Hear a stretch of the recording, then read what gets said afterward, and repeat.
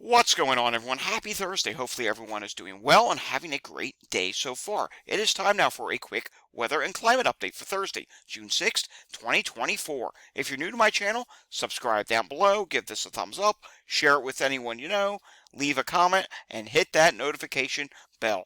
In the southwest U.S., we do have excessive heat warnings that are up because there is going to be excessive heat with indexes up to 100 degrees. There's also the threat of heat down in Texas as well. Southern Texas, you do have heat advisories that are up in the plains and parts of the Midwest. We do have wind advisories up because there could be gusts 30 to 50 miles per hour thanks to a system that is over Canada, and there's going to be some strong winds with that. Ahead of that, there is a cold front, which is sparking yet again another day of severe weather from Virginia on up through to Delmarva into southeast Pennsylvania and southern New Jersey. Yesterday, there was a surprise tornado outbreak across the Baltimore and DC metro areas, and well, we'll talk about that in a moment. There was quite a few tornado warnings and even reported tornadoes. Taking a look at the radar picture here, you can see down in Virginia there are some storms ongoing where that watch is. A couple of them have gone to severe levels. And taking a look up in New York, we can see here there is a band of showers and thunderstorms going through there as well. Also some showers going across the Great Lakes. This system is going to slowly make its way eastward over the next couple of days. The rest of the country is not too active, just some showers, thunderstorms in Florida. And we can see parts of Texas are starting to see some showers and thunderstorms down in southwest Texas. Taking a look at the Storm Prediction Center, there is a slight risk of severe weather for northern Texas and portions of Oklahoma today. A few storms with some large hail and maybe some damaging wind are possible. And we also see in Florida that there is a slight risk of severe weather today. Don't always see that, but it is happening today. And there could be a few storms that have isolated hail and even some strong damaging winds. And taking a look closer at the threats here, we can see here tornado. While it's less than 2% in all areas, just disregard that. You never know when a tornado warned storm could pop up. Like we saw yesterday, the threat levels from the SPC weren't that great, and it turned out that there should have been a tornado watch yesterday in portions of the Mid-Atlantic. Wind, you can see wind 15% in many places, and hail is 15% in Florida today as well. All right, taking a look at storm reports, we can see so far today there have not been too many storm reports. But what we want to take a look at is yesterday's storm reports. There were 226 storm reports. 26 of them were tornadoes. There were a few tornadoes in Ohio.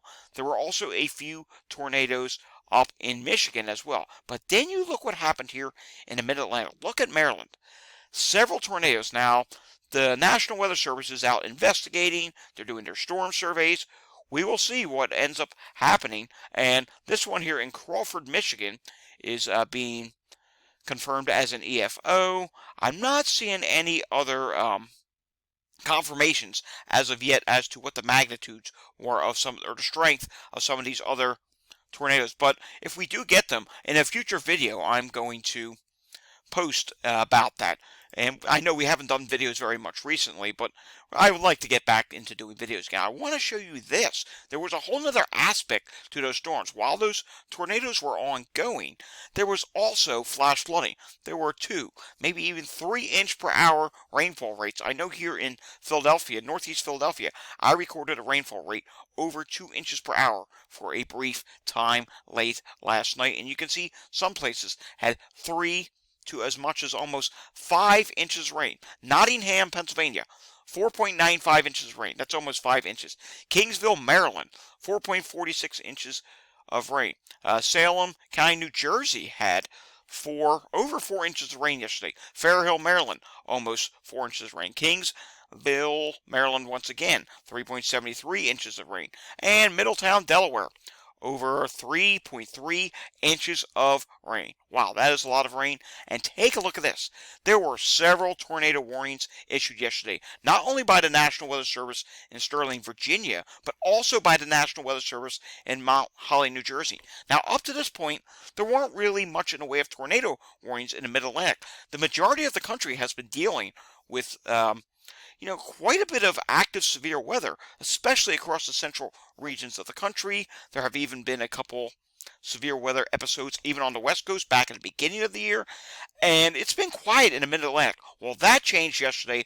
Yesterday clearly caught people off guard. There was not a tornado watch. There was not even a slight risk. It was just a marginal risk with a 2% area for tornadoes. And there was some modeling. NATOcast model did say maybe it should be up to 5%. Well, guess what? That model was correct. All right, let's take a look at some modeling for the rest of today. Here's the HER model, and you can see those showers and thunderstorms continue in the east, even up in New York. The HER model is showing to get a little stronger, and the biggest threat of severe weather is going to be from southeast Pennsylvania through Virginia. A few of these storms are going to go severe. Right now, it's not terribly impressive at the moment. The HER is also showing in portions of Pennsylvania. There could be a few isolated thunderstorms this evening as well. In Oklahoma and Texas, you can see some thunderstorms do get going this evening. Also down in Florida, we do have some pop-ups that really don't move much, and then once you lose the heat of the day, they kind of fizzle out. Taking a look at the longer, we do see that as we head into the weekend, portions of the Mid-Atlantic will start to dry out, but not so much the same for the Northeast. There'll be this upper-level system that could provide some showers throughout the weekend. Then there's another system for the second half of the weekend. Not a lot of moisture with it, but it could spark a few showers across Pennsylvania and again up in the Northeast. And backtracking for a moment, we do have to watch on Saturday portions of the Midwest. There could be a MCS-type system that gets going across portions of Nebraska, and maybe it makes its way down towards Kentucky before fizzling out. And then look at this. Maybe another severe weather threat gets going Sunday morning across portions of Kansas down through Kentucky and Tennessee. So that's something we'll have to keep an eye on. And even further out in the range, next week, all eyes will turn to the southeast because there is going to be a moisture flow setup that sets up. There's going to be potential for flash flooding, heavy rainfall. Maybe some type of tropical energy gets going within this. It could potentially be a front that stalls over Florida, and that would result in heavy rainfall, and maybe an area of low pressure even tries to get going on this. If we go out even further on the GFS, you can see it does try to do that in the Gulf of Mexico, but mind you, at that point, we are over 200 hours out. The West Coast is going to be relatively quiet. Taking a look now at the temperatures over the next week or so, and we can see here in the south, it is going to start to heat up. Florida, you're going to have temperatures in the 90s, same with Texas and the southwest U.S. as well. Our temperatures in Arizona and parts of California could get over 100. Of course, heat indexes will be over 100. All right, taking a look now at the Weather Prediction Center, and we can see here. Let's backtrack this.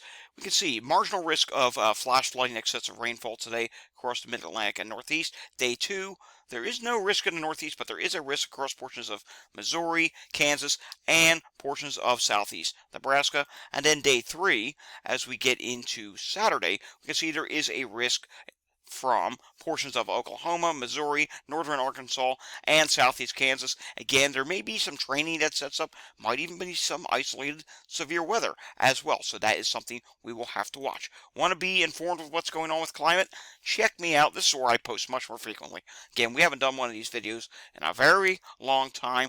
You can follow me at Climate Data Report on X, and just search that in your search bar on X for Climate Data Report, and it should come up. Alrighty, thanks for watching. If you enjoyed this video, give it a thumbs up, subscribe down below, share it with anyone you know, and of course leave your comments down below. I'll see you all again next time. Not certain when that's going to be, but until I see you again next time, have a fantastic day. Thanks for watching.